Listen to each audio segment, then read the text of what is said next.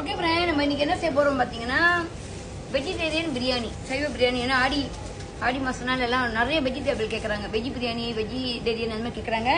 Okay, இன்னைக்கு veg biryani செய்ய போறோம். 3 ஏலக்காய், இது ஒரு கோல் அரிசிக்கு, ஒரு 5 கிராம்பு, ஒரு பட்டை, 2 பூவு, 2 பிரியாணி இலை, ஒரு கரண்டி. இந்த கரண்டியில ஒரு கரண்டி சிரிஞ்சி இருக்கும். எல்லாத்தையும் நல்லா எண்ணெயில வதக்கிடுங்க. வெங்காயம் இது பார்த்தீங்கன்னா நான் 2 பெரிய வெங்காயம் எடுத்துருக்கிறேன். நல்லா எண்ணெயில வதக்கிடுங்க.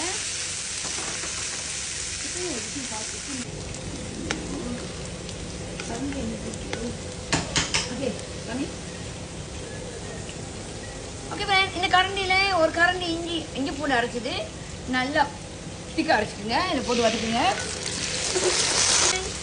பார்த்தீங்கன்னா இதில் ஒரு கரண்டி பாபாஸ் பட்டை மிளகாய் தூள், கரம் மசாலா அடுப்பு வரையும் கரம் மசாலா இதில் அரை கரண்டி. இது பார்த்தீங்க சிறு ஜீரகம் தூள் இதில் ஒரு கரண்டி. அப்புறம் பார்த்தீங்கன்னா மஞ்சள் தூள் இது இந்த கரண்டியில் அரை கரண்டி எல்லாம். ஓகே ஃப்ரெண்ட், மிளகாத்தூள் நல்லா வதங்கிச்சு. இதில் அரை கரண்டி உப்பு போட்டுக்குங்க, ரொம்ப போட வேண்டாம். அரை கரண்டி உப்பு. அதுக்கப்புறம் என்னென்னு பார்த்தீங்கன்னா நான் வந்து ஒரு கேரட் எடுத்து இந்த மாதிரி வெட்டாக்காய் நடுக்கி வச்சுருக்கேன். ஒரு கேரட், இதில் வந்து ஒரே ஒரு காலிஃப்ளவர் இவ்வளோ பெருசாக எடுத்து சின்ன நறுக்கி வச்சுருக்கேன். அதுக்கப்புறம் பார்த்தீங்கன்னா ஒரு 5 பைத்தங்காய் எடுத்து இந்த மாதிரி வெட்டியிருக்கேன். இதை போட்டு நல்லா வந்து எண்ணெயில் வதக்கிடுங்க. ஓகே ஃப்ரெண்ட், நம்ம போட்ட காலிஃப்ளவர் கேரட் எல்லாம் நல்லா வதங்கிடுச்சு. ரொம்ப வதக்க வேண்டாம், ஏன்னா சாப்பாடுலேயே வேகும் அரிசியில். இது பிரியாணி அரிசி ஒரு கோலை போட்டுருக்கேன். நீங்கள் போட்டுட்டு அரை மணி நேரம் வேக வைக்கணும். அரை மணி நேரம் ஊற வைங்க. பிரியாணி அரிசியை அரை மணி நேரம் ஊற வச்சுருங்க. அதுக்கப்புறம் தண்ணியை வடிகட்டிட்டு இங்கே போட்டிருக்கேன். ஓகே, இப்போ நம்ம என்ன பண்ண போகிறோம்னா இங்கே பாருங்க காமிங்க. இதில் வந்து ஒரு கோலை அரிசி போட்டுருக்கேன். எங்கள் கோலையில் ஒரு கோலை. அதே மாதிரி தண்ணி ஒரு கோலை ஊற்றுங்க. தண்ணி ஒரு கோலை ஊற்றணும். ஓகே, ஒரு கோல் தண்ணி ஊற்றுறேன்.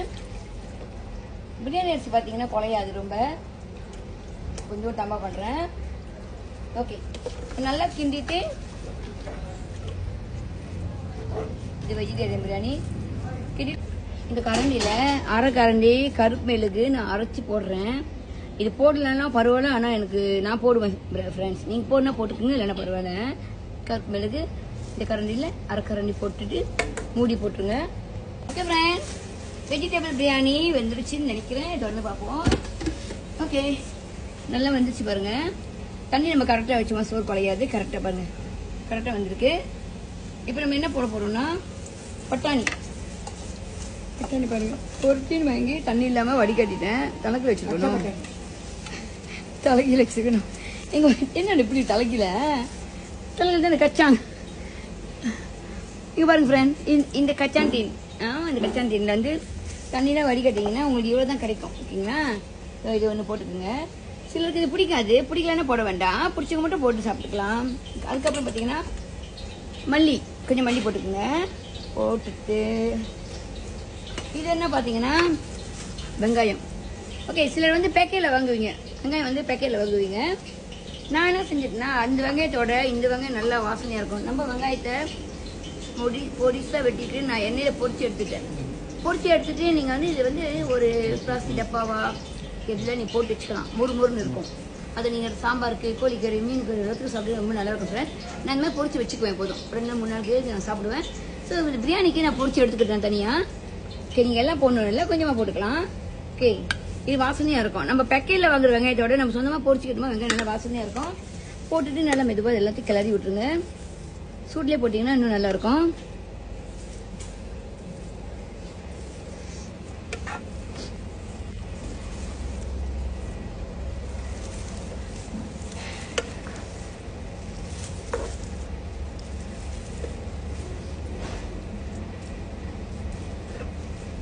இந்த மாதிரி கிளறிட்டு கொஞ்ச நேரம் வச்சுட்டிங்கன்னா இந்த பட்டாணி சூட்லேயே வெந்துடும். இது ஏற்கனவே வெந்த கச்சான்னா ஸோ நீங்கள் வந்து அதை வந்து கடைசியாக போட்டால் ஓகே தான், போடலனாலும் பரவாயில்ல. ஓகே ஃப்ரெண்ட், நான் நேற்றே ஒரு வீடியோவில் போட்டேன். சிலர் வந்து என்ன செய்வாங்கன்னா சோறு வந்து சம்டைம்ல வந்து அவங்களுக்கு கரெக்டான தண்ணி அளவு தெரியாம சோறு வந்து அரிசி ஆயிரும். ஓகேங்களா? இப்போ அவங்க என்ன செஞ்சிருவாங்கன்னா, இங்க பாருங்க, இது கரெக்டா இருக்குல்ல, அந்த சோறை வந்து அரிசியா இருக்குன்னு கவலைப்படுவாங்க. நீங்க அந்த மாதிரி கவலைப்படாதீங்க. நான் நேற்று ஒரு வீடியோ சொன்ன நெய் சோறுக்கு நீங்க சோறு வேம்பலைன்னா உங்களோட வீட்டில் கட்டாயம் இட்லி தட்டு இருக்கும், இல்லைன்னா கூழ் அவிக்க தட்டு இருக்கும். இந்த சோறு அப்படியே அள்ளி அதில் கீழே தண்ணி ஊற்றிட்டு நீங்கள் பை போட்டுட்டு அந்த சோறு அதில் போட்டுட்டு நீங்கள் குக்கூஸ் பண்ணலாம். திரும்ப செகண்டில் அது பூ மாதிரி வெந்துடும். சோறு அரிசி ஆயிடுச்சுன்னு கவலைப்படாதீங்க. அப்படி இட்லி தட்டு குக்கர் இல்லைன்னா, அதாவது இட்லி தட்டும் பூலோட தட்டும் இல்லாதவங்க வீட்டில் இந்த குக்கர்லேயே நீங்கள் என்ன செய்ய, மூடிடுங்க. எல்லாத்தையும் போட்டு மூடிட்டு லைட்டாக தண்ணி இப்படி தெளிச்சுட்டு திருப்பி பட்டன் தட்டி விட்டுருங்க. மறுபடியும் மூடி போட்டு பட்டன் தட்டி விட்டிங்கன்னா ஒரு 5 நிமிஷம் கழிச்சு அது பார்த்தீங்கன்னா அது வெந்துடும். ஓகேங்களா ஃப்ரெண்ட்ஸ்? நன்றி. ரெஸ்டாரண்ட் ராஜேஷ். இப்போ சைவ பிரியாணி ரெடி.